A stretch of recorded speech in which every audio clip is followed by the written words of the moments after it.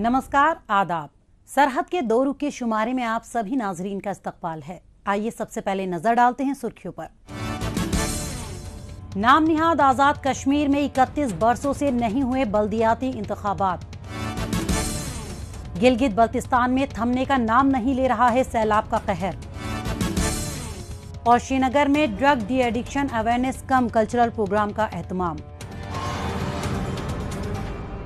नाम निहाद आजाद कश्मीर में बल्दियाती निज़ाम पूरी तरह दरहम बरहम है, क्योंकि 1991 के बाद से अब तक यहाँ बल्दियाती इंतखाबात नहीं कराए जा सके। यही वजह है कि मकामी सतह पर अवाम के किसी मसाइल का अजाला नहीं हो पा रहा।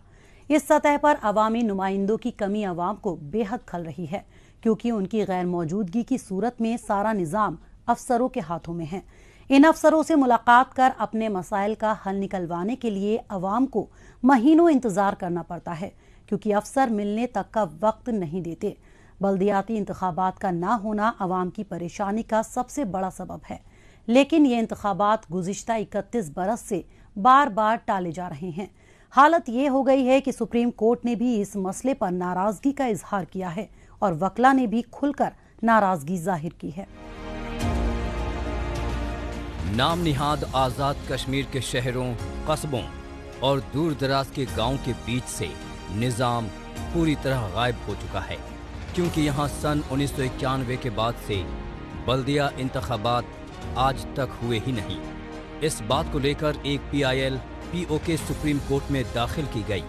तब मकामी हुकूमत ने अपना पक्ष रखते हुए कहा कि वो इलेक्शन कमीशन से कहकर इस साल अगस्त तक बल्दिया इंतखाबात करा देगी, लेकिन अब एडवोकेट जनरल ने मकामी हुकूमत की तरफ से पेश होते हुए कहा है कि वो मई 2023 तक इंतखाबात नहीं करा सकती। कोर्ट के हुक्म की नाफरमानी से चीफ जस्टिस राजा सईद अकरम खान काफ़ी नाराज़ हो गए। उनकी नाराज़गी की खबर मिलने से मकामी वकला का गुस्सा भी भड़क गया है और वो एहतजाज पर उतर आए हैं।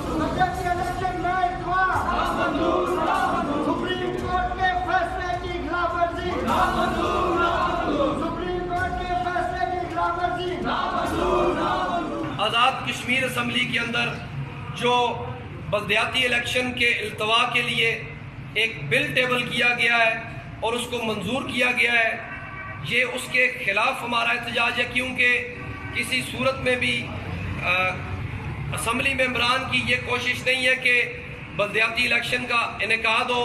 वो किसी सूरत में ये नहीं चाहते कि जो अख्तियारात हैं वो नीचे अवाम के अंदर मुंतकिल किए जाए। नाम निहाद आज़ाद कश्मीर हुकूमत का कहना है कि उसके पास बल्दिया इंतखाबात के लिए फंड नहीं है, क्योंकि पूरे खित्ते की मुआशी हालत बहुत ख़राब चल रही है। हुकूमत का ये स्टांस देखकर अवाम ताज्जुब कर रहे हैं, क्योंकि जिस तहरीक इंसाफ जमात की यहाँ हुकूमत है, उसके चुनावी मैनिफेस्टो के सबसे बड़े वादों में से एक ये भी था कि हम जल्द से जल्द इंतखाबात की राह हमवार करेंगे। लेकिन आज ये हुक्मरान अपने बयान से यू टर्न लेते दिखाई पड़ रहे हैं। अगर हुकूमत की बात सही है कि उसके पास फंड की कमी है, तो भला तमाम वज़रा ने ऑफिस का रेनोवेशन क्यों कराया है? क्यों हर अफसर नई गाड़ियां खरीद रहा है? क्यों फिजूल खर्ची और हुक्मरानों की अय्याशियों पर कोई लगाम नहीं है? ये गाड़ियां सबके लिए नहीं ला रहे हैं, कभी सदर के लिए, कभी स्पीकर के लिए, कोई फिनेंशियल मसला नहीं है। लेकिन ये जो बदमाशी और लूट मार का जो सिलसिला जो इन्होंने पिछले 30 साल से जारी रखा हुआ है, उसमें गवर्नमेंट, अपोजिशन, सब पॉलिटिकल लोग जो शामिल हैं। नाम निहाद आज़ाद कश्मीर में कहने को वज़ीर आज़म, असेंबली और अवामी नुमाइंदे हैं, जो अवाम के फलाह बहबूद के नाम पर निज़ाम चलाने का दिखावा कर रहे हैं। लेकिन मकामी सतह पर तो ये दिखावा करने तक के लिए कोई नुमाइंदा नहीं है। सारा निज़ाम अफसरों के हाथों में है। यहाँ तक कि जो फंड बल्दियाती कामों के लिए दिए जाते हैं, उसका भी कुछ पता नहीं चलता कि वो कहाँ हैं, खर्च हुए या नहीं, और अगर नहीं हुए तो फिर कहाँ गए। Supreme court of Azad Jammu and Kashmir का इस पर एक बाइंडिंग डिसीजन मौजूद है कि 25 से 28 तारीख के दरमियान बल्दियाती इलेक्शन करवाए जाएं। अगर इसके बरक्स कोई भी फैसला किया जाता है तो हम मेंबरान असम्बली का रास्ता रोकेंगे, हम उन पर गंदे अंडों की बारिश करेंगे, हम उन पर टमाटरों की बारिश करेंगे और हम किसी सूरत में उनके इस फैसले को कबूल नहीं करेंगे। अवाम सिर्फ वोटों की मशीन नहीं है, बल्कि अवाम का भी जो हक है वो उनको दिया जाए, बल्दियाती इलेक्शन करवाए जाएं और इसमें किसी किस्म का इल्तवा काबिल कबूल नहीं है। गुज़िश्ता हुकूमत ने अवाम के मसाइल को देखते हुए कहा था कि जब तक बल्दियाती इंतखाबात नहीं हो जाते एक सिविल एडमिनिस्ट्रेटर की तकर्री कर दी जाएगी, लेकिन आज तक ऐसा कोई सिविल एडमिनिस्ट्रेटर नहीं बनाया गया।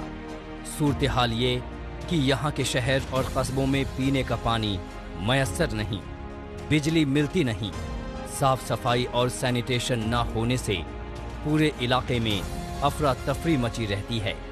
बज बजाती नालियाँ, कूड़े करकट से पटी सड़कें, हर जगह फैली बद इंतजामी। जाहिर है इन सारे कामों की जिम्मेदारी बल्दियाती महकमे पर होती है, लेकिन जब वहाँ अवामी नुमाइंदों की जगह अफसर बैठे हैं तो अवाम की कौन सुने। ये इलेक्शन बुनियादी तौर पे कराना नहीं चाहते। अब इन्होंने जो है नई चीज़ें वो लाई अपनी अंडरटेकिंग के खिलाफ, हालांकि ये फिनेंशियल सारे मामलात उस वक्त तय हो गए थे, उस पर इन्होंने अंडरटेकिंग दी थी और इन्होंने कोर्ट में रिपोर्ट पेश की कि हमने 30 करोड़ रुपए रिलीज़ कर दिए, बाकी भी रिलीज़ कर देंगे। अब इन्होंने यहाँ पे ये नए सिरे से आके कि जी बड़ा फिनेंशियल क्रंच है, वो फिनेंशियल क्रंच वो उसके रास्ते में रुकावट नहीं है कि ये आज़ाद कश्मीर में 50% लोगों को वजीर बनाना चाहते हैं। असेंबली की टोटल स्ट्रेंथ पे एक वजीर पे कितना खर्चा होता है और लोकल काउंसिल के एक मेंबर पे कितना खर्चा होता है, ये सबको पता है। बल्दियाती इदारों का वजूद ही छोटे कस्बों, गाँव की सतह पर अवामी मसाइल के निपटारे से है। अवाम बहुत छोटी सतह पर अपने लिए नुमाइंदा मुंतखब करते हैं। एक सियासी कारकुन का वजूद भी काफ़ी हद तक इन्हीं छोटे जमहूरी इदारों से बनता है। अवाम के बीच एक लीडरशिप उभर कर सामने आती है, लेकिन जब 3 दहाई तक इंतखाबात नहीं कराए जाएंगे तो फिर ऐसी लीडरशिप कहां से आएगी? जमहूरियत का हश्र क्या होगा? बल्दियाती इदारों के हाल से ये जाहिर हो रहा है।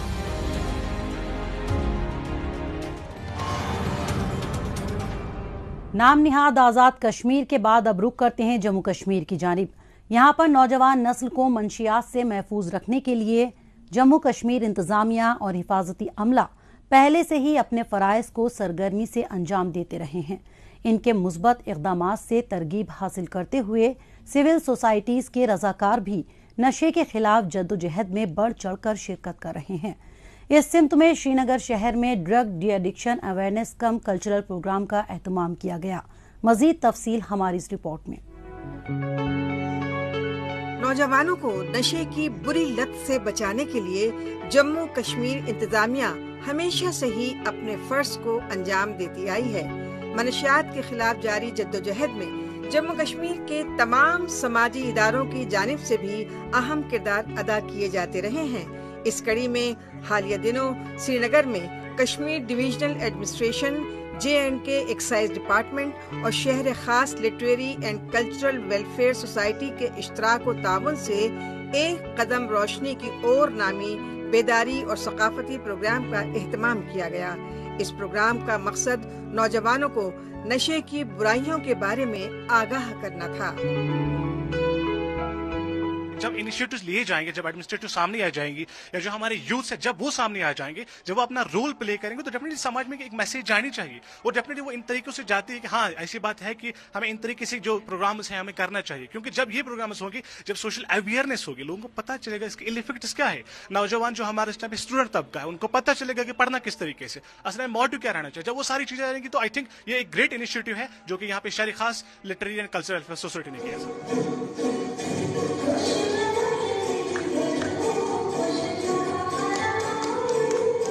श्रीनगर शहर में बड़ी तादाद में नौजवानों को नशे के मुज़मिरात से बावर कराया जा सके, इस लिहाज से मुनक़िदा अवेयरनेस कम कल्चरल प्रोग्राम में स्टेज के अलग अलग इवेंट्स किए गए थे। इनमें मकामी तलबा और तालिबात ने पुरजोश तरीके से शिरकत की, जहां एक तरफ फनो सकाफत के परफॉर्मेंस से शायकीन महजूज हुए तो वहीं दूसरी जानिब मुख्तलिफ कॉलेजों के तालिब इल्मों ने मनशियात के इस्तेमाल के खिलाफ स्टेज से अपनी राय का इजहार किया।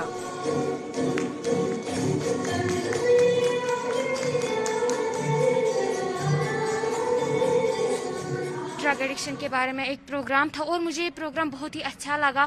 यहाँ पे बहुत अच्छी अवेयरनेस थी। मैंने भी एक स्पीच दिया और उसके बारे में मुझे लगा कि जो ये इवेंट है यहाँ पे बहुत सारे स्टूडेंट्स ने स्पीच दिया, मैंने भी दिया और यहाँ पे बहुत अच्छी अवेयरनेस थी ड्रग्स के मुतालिक। मुझे लगता है कि अगर इसी तरह हर महीने एक एक प्रोग्राम रहे तो अच्छे से जो ड्रग्स है वो रुक सकते हैं।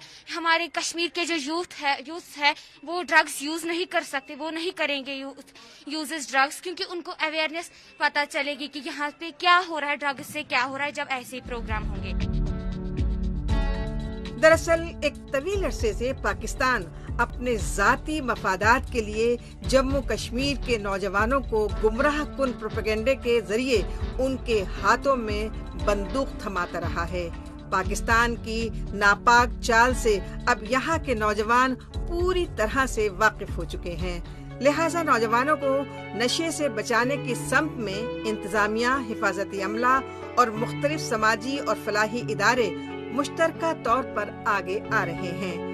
काबिल जिक्र है कि मासूम नौजवानों को नशे की गिरफ्त से महफूज रखने के लिए ऐसी सरगर्मियों में खुद मकामी नौजवान ही अपनी जिम्मेदारी निभा रहे हैं और बार बार ऐसे अहम प्रोग्रामों को मुनक्किद करने पर जोर दे रहे हैं।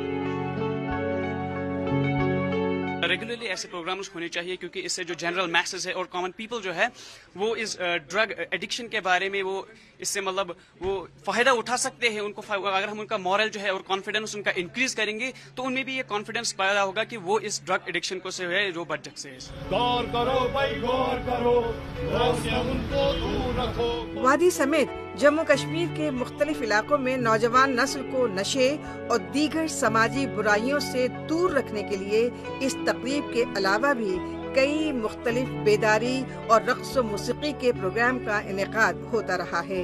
इसके साथ ही मुख्तलिफ मनशियात के आदी नौजवानों को वापस मेन स्ट्रीम में लाने के लिए रिहैब से जुड़े कई प्रोग्राम्स भी चलाए जाते रहे हैं। ऐसे में इस तरह के बेदारी और सकाफती प्रोग्राम्स ज्यादा से ज्यादा नौजवानों को मुआशरे में अपना मुस्बत किरदार अदा करने में मुआविन साबित हो रहे हैं।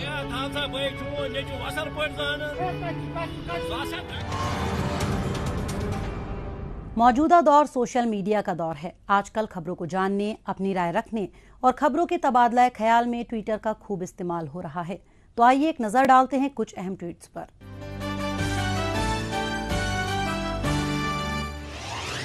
जमील नागरी ने ट्वीट किया है कि पिघलते हुए ग्लेशियर होपर नाले में सैलाब आने की बड़ी वजह है। इस महीने 25 बार और एक दिन में 6 बार सैलाब आने से दर्जनों अफराद बेघर हो गए। घर, मकान, फसलें और जमीन सब तबाह हो गए हैं। पूरा शमन गांव ही बह गया है। सेंगे सेरिंग ने ट्वीट किया है कि अफ्रीका के गरीब मुल्कों के बारे में पढ़ने से पहले ये जान लें कि गुज़िश्ता दिनों गिलगित बल्तिस्तान में इस मशीन को सड़क बनाने के लिए मंगवाया गया था। कुछ ही घंटों में इसकी बैटरी को चुरा लिया गया। अब स्पेयर बैटरी ना होने की सूरत में रोड का तामीरी काम रुका हुआ है। श्रीनगर डिस्ट्रिक्ट एडमिनिस्ट्रेशन ने ट्वीट किया है कि डिविजनल कमिश्नर कश्मीर ने डल झील में चली सफाई मुहिम में शिरकत की और आम आवाम को भी डल झील साफ रखने में अपना ताउन देने की तरगीब दी। जिंदा दिल कश्मीर ने ट्वीट किया है कि आइए मिलते हैं जिला कुलगाम की 60 साला जमरूदा बानो से, जिन्हें तालीम हासिल करने का मौका नहीं मिला, फिर भी अपने कद से ऊंचा उठते हुए ये तकरीबन 1000 ख्वातीन को रोजगार मुहैया करवा रही हैं। इन्होंने अपने बड़ों से एम्ब्रॉयडरी का इल्म सीखा है। एहसास कश्मीर ने ट्वीट किया है कि कश्मीर की बेजोड़ खूबसूरती, अहरबल वाटरफॉल ट्रैक, हैरत अंगेज पहाड़ों, सब्ज़ो शादाब मैदानों और आबी जखीरों के दरमियान सैरो तफरी के लिए माकूल जगह है। आइए अब एक नजर डालते हैं हालिया रोज पाकिस्तानी मीडिया में भारत मुखालिफ खबरों की सच्चाई की जांच पड़ताल करने वाले हमारे सेगमेंट झूठ का पर्दाफाश पर। इसमें हमारे नाजरीन को पाकिस्तान के टेलीविजन चैनल्स में नश्र की जा रही झूठी खबरों की हकीकत से रूबरू करवाया जाता है। नाज़रीन, कुल जमाती हुर्रियत कॉन्फ्रेंस के सीनियर रहनुमा मीरवाइज उमर फारूक ने कहा है कि मकबूजा कश्मीर में मोदी हुकूमत की तरफ से ज़राए इब्लाग पर मुकम्मल कदगन आयद है। वो कहते हैं ना, चोर को सभी चोर नजर आते हैं। इन दिनों पीटीवी भी कुछ ऐसा ही मिसाल पेश कर रहा है।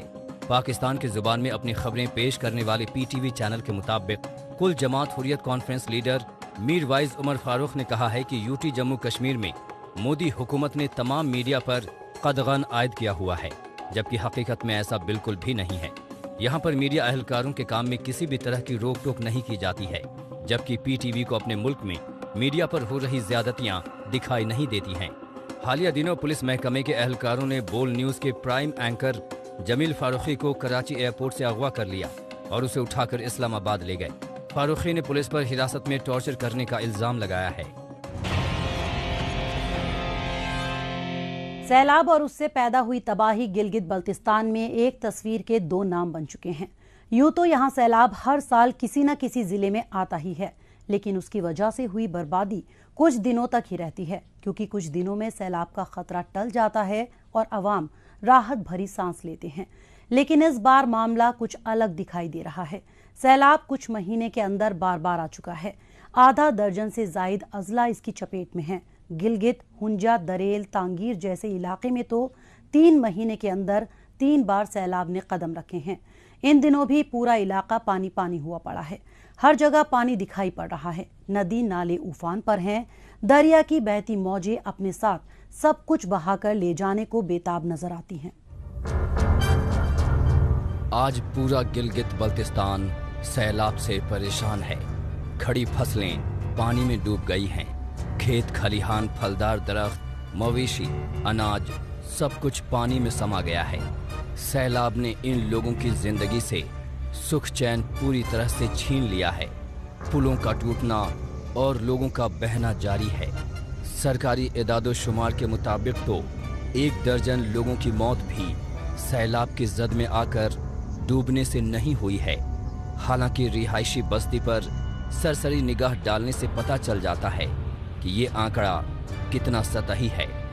जिस तरह से सैलाब आया है और उसके बाद हर तरफ कीचड़ और मलबा बिखरा है, वो ये बता रहा है कि नुकसान कितना ज्यादा है। कल रात से ये सैलाब आया है तो पूरा एरिया को ये लपेटा है। नर्सरी का भी बहुत बड़ा नुकसान हुआ है, स्कूल का भी बहुत बड़ा नुकसान हुआ है और 7 लोगों का भी काफ़ी नुकसान हुआ है। अभी तक कोई गवर्नमेंट का कोई लोग इधर नहीं आया, सिवाय एक तहसीलदार साहब इधर आया, वो विजिट करके गया। तो यहाँ के स्कूल का हिस्सा था, वो हमारे PSF के लड़कों ने बहुत मेहनत करके सुबह से लगे हुए थे और वो स्कूल का हिस्सा काफ़ी बचाया। और नर्सरी मेरे ख्याल में पूरा डिमेश हो चुका है और उससे नीचे भी लोगों का ज़मीन है, मेरा अपना ज़मीन है, वो भी सत्यानाश किया है और ये पूरा एरिया को इसने लपेटा है। तो कल शाम से कोई ये शुरू हुआ है, लेकिन आज तक कोई गवर्नमेंट का कोई लोग यहाँ नहीं आया है कोई हमारे से पूछने के लिए। तो हम गवर्नमेंट से भी रिक्वेस्ट करते हैं कि यहाँ आए, हमें हमारा नुकसान देखे। सैलाब का कहर मई के महीने से ही जारी है और तब से लेकर अब तक गिने चुने लोगों को ही राशन, मुआवजा और घर जैसी सहूलतें मिल पाई हैं, जबकि हजारों लोग अभी भी मदद के मुंतजिर हैं। इस दरमियान इससे मुतासिर लोगों का आंकड़ा हर रोज सैकड़ों की तादाद में बढ़ रहा है। गांव के गांव उफनते पानी और बहते मलबे के नीचे आकर खंडहर बन चुके हैं। इस मलबे के ढेर में जो कुछ बचा भी है वो इस्तेमाल के लायक नहीं रहा। इस दरमियान ये बात अक्सर कही और सुनी जा रही है कि दरिया अपना रास्ता बदल रहा है और राह में आने वाले मसनूआत को तिनके की तरफ बहा कर ले जा रहा है। तबाही की इन तस्वीरों के बीच हुक्मरान नदारद हैं, जिससे मुश्किलें और भी ज्यादा हो रखी हैं। इससे पहले भी यहाँ पे सैलाब आते थे। हम अपनी मदद आपके तहत और डिपार्टमेंट की तरफ से भी कोशिश करके अपने वसाइल के अंदर रहते हुए हम काम कर रहे थे। कल अचानक कोई 1-2 बजे रात के अचानक वो सैलाब आया, आके जो हाई स्कूल का जो सीमेंटेड बंद था उसको तोड़ते हुए अंदर घुस के नर्सरी में आया है और नर्सरी में आके तकरीबन कोई से 15 कनाल ज़मीन को नुकसान पहुंचा है। आपके सामने है मलबे यहाँ पे सारे है। उसके अलावा कोई से कम 15-20 हज़ार फलदार पौधों को बिल्कुल वो नुकसान पहुंचा है। काफ़ी गवर्नमेंट प्रॉपर्टी को ज़ाया किए हैं। अगर एक्सपर्ट्स की राय पर नज़र डालें तो गिलगित बल्तिस्तान में हर साल लाखों दरख्त काटे जाते हैं, लेकिन उसकी जगह बहुत कम तादाद में नए दरख्त लगाए जाते हैं। जहां मकामी लोग अपनी ज़रूरत के लिए ईंधन के तौर पर लकड़ी काटते हैं, वहीं टिम्बर माफिया पूरी मंसूबाबंदी के साथ इस साजिश को अंजाम देता है। इसके अलावा ग्लेशियरों के पिघलने से भी सैलाब का खतरा है। ऐसा नहीं है कि यहाँ ग्लेशियरों का पिघलना कोई हाल फिलहाल शुरू हुआ है, लेकिन मौजूदा वक्त में इसकी रफ्तार ज़रूर तेज़ हो गई है। पहले जहाँ साल भर में थोड़ी बहुत रफ्तार से ग्लेशियर पिघलते थे, तो वहीं गुज़िश्ता कुछ बरसों से ऐसा मुसलसल देखने को मिल रहा है। काबिल गौर है कि इस इलाके में दुनिया भर के बेशतर बुलंदो बाला पहाड़ हैं, जहां पूरे साल बर्फ जमी रहती है। K2 जैसी दुनिया की बुलंद पहाड़ी चोटी भी यहां पर वाक़ई है। फिर भी कुदरत के साथ ऐसा खिलवाड़ जारी है, जिसका नतीजा सैलाब की शक्ल में दिख रहा है। गिलगित बल्तिस्तान इन दिनों शदीद सैलाबी सूरत हाल से गुजर रहा है। आए रोज़ कहीं ना कहीं पे हम सुन रहे हैं कि सैलाब आया और नुकसानात हो गए, क्लाइमेट चेंज हो गया। तो इसके ऊपर काम करने की, बहुत ज़्यादा काम करने की ज़रूरत है। इसकी वजह तो ये है कि दरख्त जो हमारे हैं वो कट रहे हैं मुख्तलिफ वजूहात पर। दरख्त जो कट रहे हैं उनके मुतबादिल दरख्तों का जो है वो शजरकारी यहाँ पर नहीं हो रही है। पावर सेक्टर के ऊपर कोई काम नहीं हो रहा है। इदारे बिल्कुल ही गैर फाल हो चुके हैं। गिलगित बल्तिस्तान में सैलाब की तबाही से तभी राहत मिल सकती है जब मकामी हुकूमत और अवाम दोनों ही अपनी जिम्मेदारी समझेंगे और इसे बखूबी निभाएंगे। इसके अलावा इस इलाके पर काबिज पाकिस्तान भी अपनी जिम्मेदारी से पल्ला नहीं झाड़ सकता। यहाँ के अवाम को उसके हाल पर छोड़ रखा है पाकिस्तान ने, और ये तरीका निहायत ही नाकाबिले कबूल है। कम से कम सैलाब और ज़लज़ले जैसी कुदरती तबाही के वक्त तो हुकूमत को दरिया दिली दिखानी चाहिए, लेकिन वो तो उसमें भी नाकाम रही है।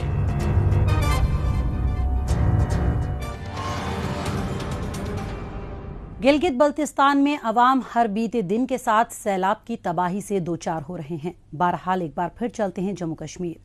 यहाँ के मुख्तलिफ देही इलाकों में शोबाए काश्तकारी को मजीद मुनाफा बख्श बनाने के लिए ज़राअत महकमे के साथ बागबानी महकमा भी कारफरमा है। इन दूर उफ्तादा इलाकों में सरहदी इलाके भी शामिल हैं। नतीजतन गुज़िश्ता कुछ बरसों में दूर दराज इलाकों में काश्तकारी के साथ साथ आमदनी के दूसरे मुतबादिल के जरिए लोगों की आमदनी में इजाफा हुआ है। काश्तकारी के दीगर तरीक़ेकारों में हॉर्टिकल्चर भी शामिल है, जिसके तहत मकामी लोग अलग अलग किस्म के सूखे ताज़ा मेवे की पैदावार करके अच्छी खासी कमाई कर रहे हैं। जैसे कि इन दिनों जिला राजौरी में मुख्तलिफ मेवों की पैदावार से जमींदार मुस्तफीद हो रहे हैं। पेश है हमारी रिपोर्ट। ये है बुद्धल ब्लॉक की गब्बर पंचायत। सरहद के करीब वाक़े इस देही इलाके में बागबानी महकमे की जानिब से दिए जा रहे तामुल से काश्तकार अपने खेतों में उम्दा किस्म के मेवों की पैदावार कर रहे हैं। इनमें सेब, अखरोट, खुबानी और कई ताज़ा और सूखे मेवे शामिल हैं। इनमें सबसे ज्यादा खेती सेबों की हो रही है। यहाँ पर जो मेन क्रॉप है वो तो यहाँ बुदल की एक वॉलनट, एप्पल और एप्रिकॉट भी यहाँ पर हम ट्राई कर रहे हैं। एप्रिकॉट के लिए भी तो एप्पल तो आपने देख ही लिया यहाँ कितना अच्छा होता है, वॉलनट भी होता है। बाकी जो फार्मर है यहाँ के हमारे, हम इनको हर जो मदद है, जो सपोर्ट है गवर्नमेंट की तरफ से, जो हमारे प्रोग्रेसिव आर्चरिस्ट है, इनको हर किस्म की हम सपोर्ट कर रहे हैं। चाहे प्लांटिंग मटेरियल हो या उसके बाद हम इनको हैंडलिंग यूनिट पैक होस देने की बात हो, या हमें पॉली ग्रीन हाउस की बात हो, या वर्मिंग कंपोस्ट हो, तो हम ये चाहते हैं जो हमारे फार्मर्स हैं इनको फुली इक्विप्ड किया जाए।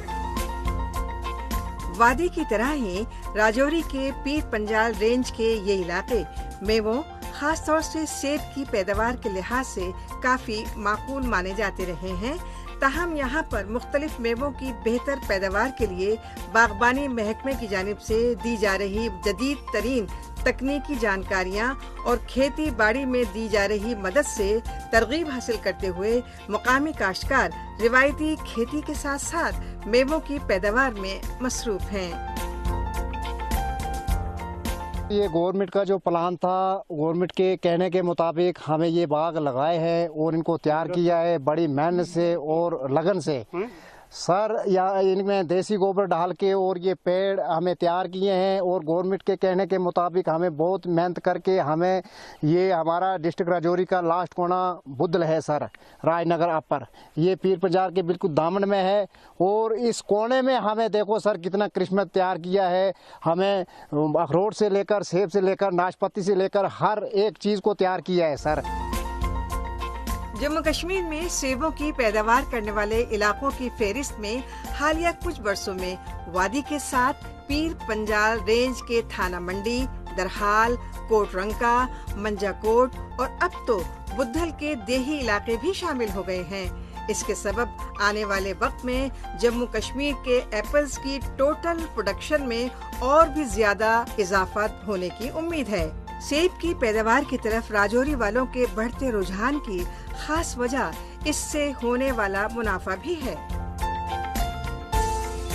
ये हमारे प्रधानमंत्री जी का जो नारा था कि किसानों की आमदनी डबल की जाए, इंशाअल्लाह ये हमें एकदम डबल हो रही है और हम अच्छी तरह से इनको उगा रहे हैं और अच्छी तरह से अपना कारोबार और अपना ये घर गृहस्थी चला रहे हैं। गरीब लोगों का किस तरह से रोजगार बढ़ रहा है? तो ये सब अपने गरीब लोगों का रोजगार अच्छी तरह से चल रहा है। बहुत अच्छा फर्स्ट क्लास जो है ये प्राइम मिनिस्टर साहब ने हमारे लिए ये किया।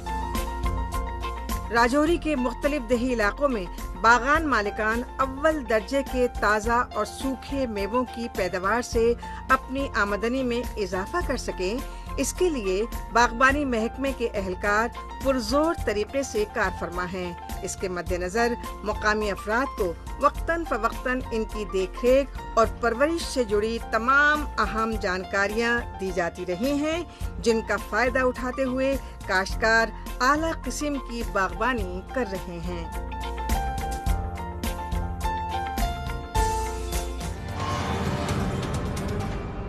नाजरीन, इसी के साथ हमें दीजिए इजाजत। अगले हफ्ते इसी दिन इसी वक्त फिर होगी मुलाकात। तब तक के लिए नमस्कार, खुदा हाफिज।